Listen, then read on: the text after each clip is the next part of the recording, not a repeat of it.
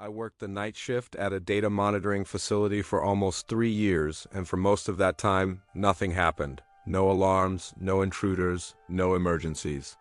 Just long hours, flickering monitors, and the hum of machines quietly recording things no one ever looked at.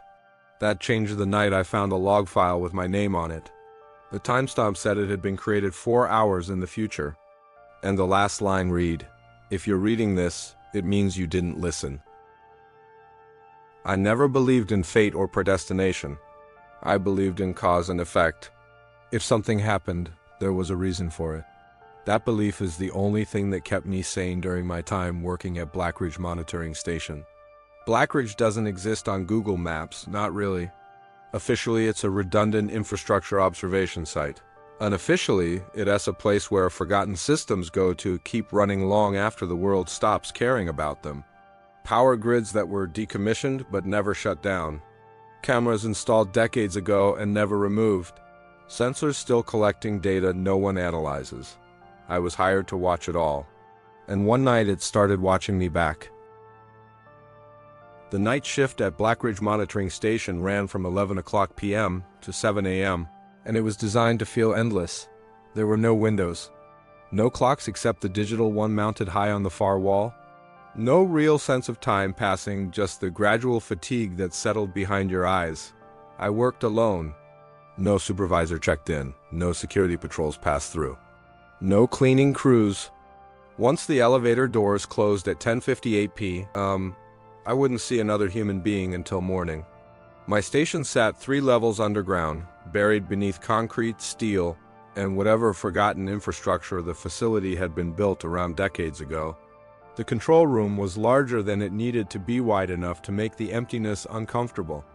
One wall was covered in monitors. Another held rows of old terminals, some modern, some clearly obsolete. Most of them hummed constantly, like they were whispering to each other. My job was simple on paper: watch the screens, monitor incoming data, log any irregularities. During my first month, I asked my supervisor what exactly counted as an irregularity. He didn't answer right away. He stared at me for a moment longer than was comfortable, then said, "You'll know." I laughed it off back then. I shouldn't have. Most nights passed in total monotony. Grainy camera feeds of empty hallways, inactive motion sensors. Old data streams still collecting numbers no one reviewed. Occasionally, a monitor would flicker. A sensor would spike for no apparent reason. But nothing ever escalated. No alarms, no incidents. No explanations. Until March 17th. At 2:14 a.m., one of the oldest terminals in the room rebooted itself. That alone wasn't unusual. Some of the systems were older than I was, running on patch software and sheer stubbornness. Random reboots happened every few weeks. What was unusual was what appeared afterward. A single text file on the desktop. shift_log_0317.txt. I stared at it longer than I should have. I didn't remember creating a log manually. All reports were entered through the system interface, never saved as local files. Still, curiosity won. I opened it. The first line froze me in place. It was a timestamp from earlier that night. Below it, my actions, every detail, when I arrived, when I checked each camera bank, the exact minute I left my chair to use the restroom. The brand of coffee I poured from the break room thermos, even small, meaningless habits. 1:47, operator rubs eyes and leans back, expressing mild fatigue. I hadn't told anyone that. I hadn't typed it, I kept scrolling. The log continued, line by line, documenting my shift in perfect detail. Then I reached the final entry.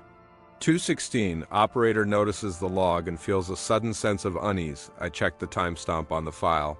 2:16 a.m., my chest tightened. The wall clock clicked forward. 2:16, I slammed the file shut. My hands were shaking, but I forced myself to breathe. Someone had to be messing with me, a practical joke. A test. I logged the reboot as a minor anomaly, left out the file entirely, and told myself I'd imagine the rest. I didn't sleep when I got home.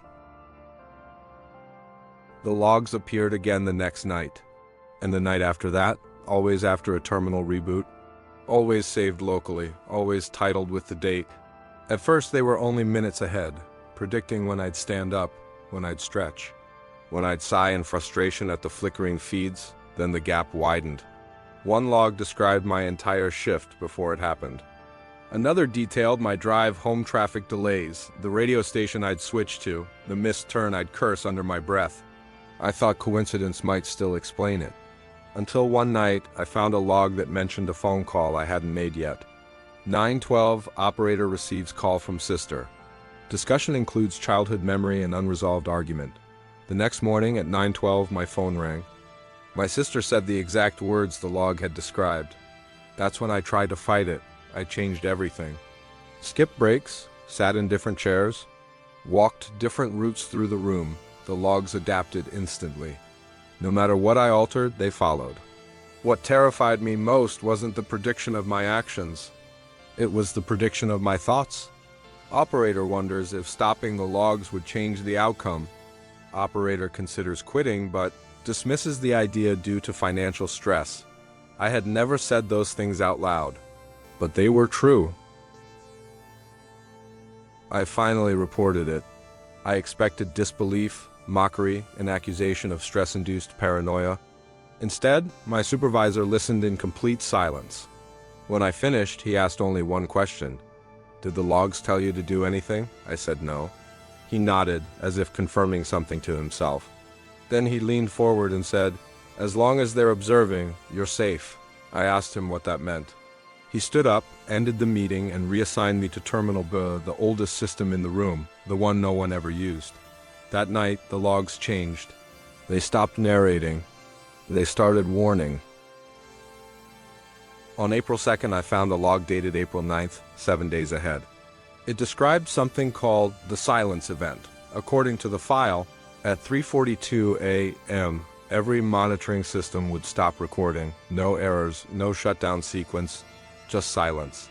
The final line read, "Observation complete." I tried deleting the file. It came back. I unplugged the terminal. The screen stayed on. That's when I noticed camera 14. It wasn't showing the hallway anymore. It was showing the control room from above, watching me. The truth settled in slowly. Blackridge wasn't monitoring infrastructure. It was monitoring decision points.